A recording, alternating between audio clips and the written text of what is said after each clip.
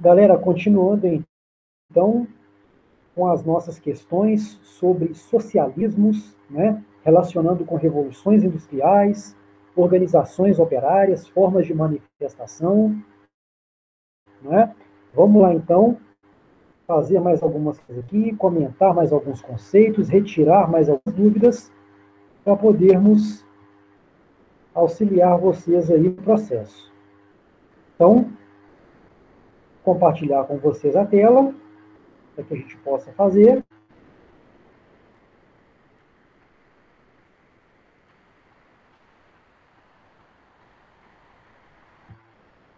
Seguinte, pessoal, vocês já estão aí visualizando a nossa tela com as questões e a gente vai fazer então a partir dessa número 10, tá bom? Seguinte,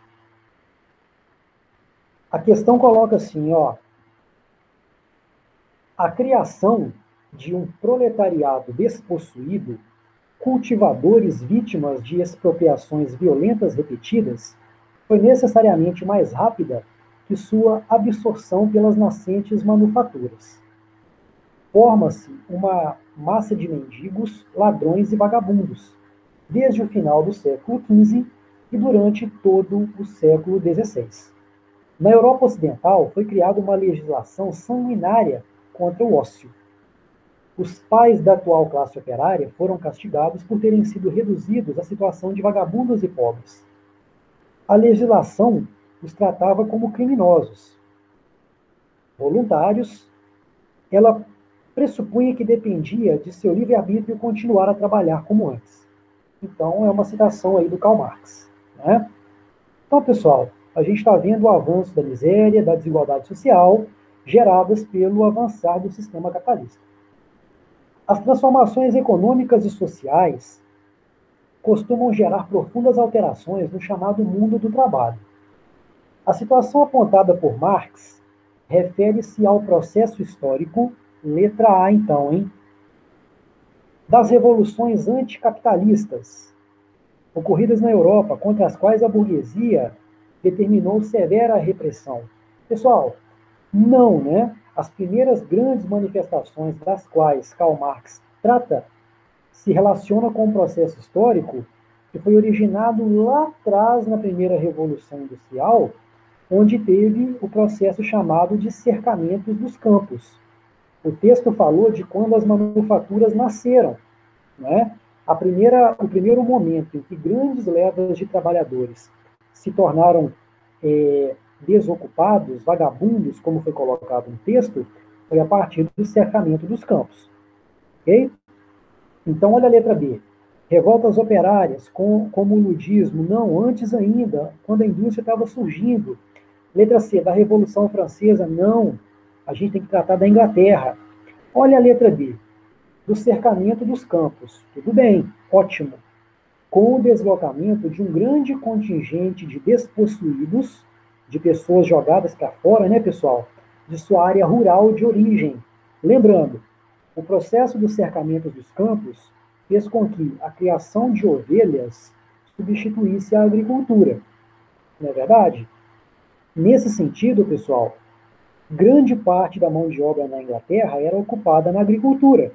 Uma vez que tem a criação de ovelhas, não tem emprego para todo mundo.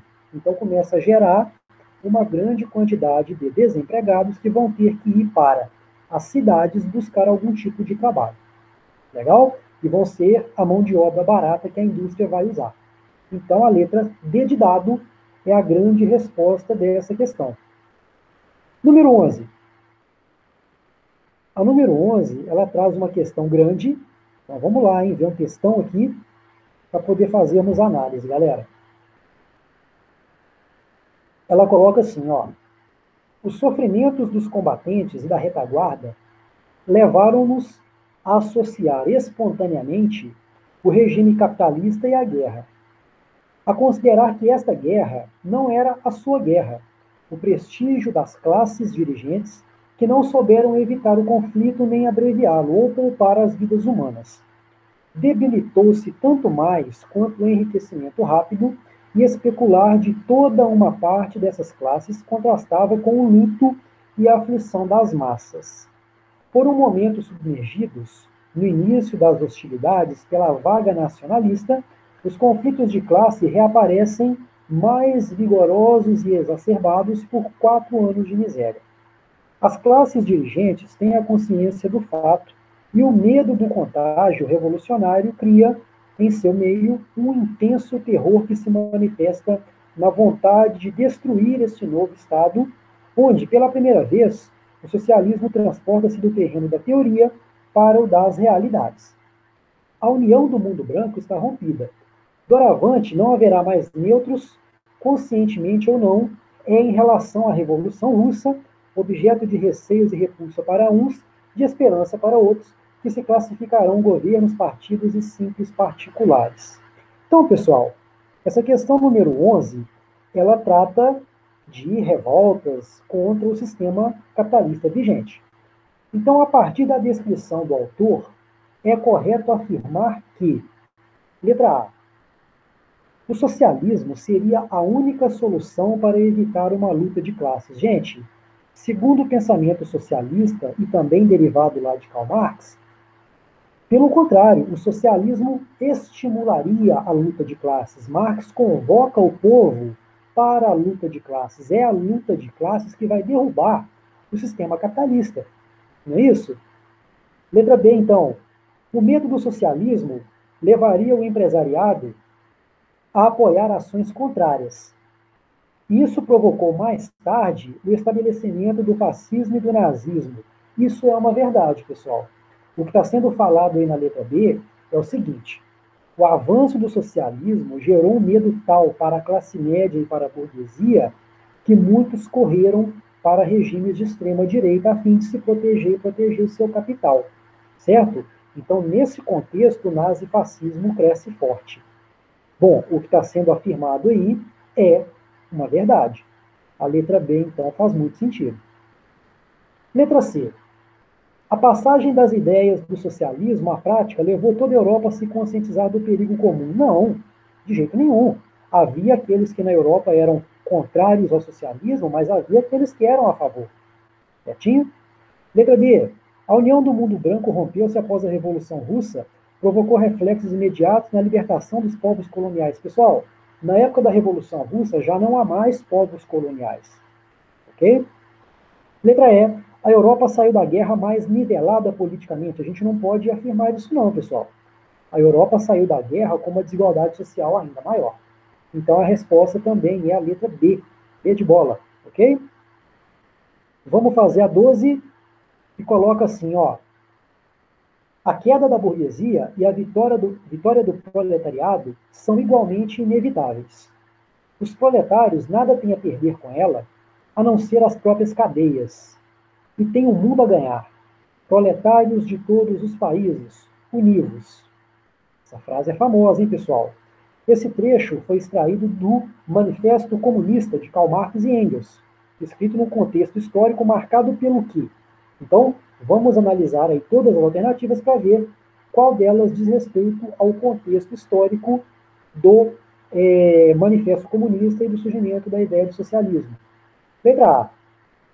Pelo acirramento das contradições políticas, econômicas e sociais decorrentes do processo conhecido como Revolução Industrial. Pessoal, é bem este aí o contexto de surgimento dos socialismos, não é verdade? Marcado pelas contradições decorrentes da Revolução Industrial entre trabalhadores e burgueses, a desigualdade social. O que a letra A está afirmando faz muito sentido. Deve ser a nossa resposta. Vamos analisar o resto. Letra B.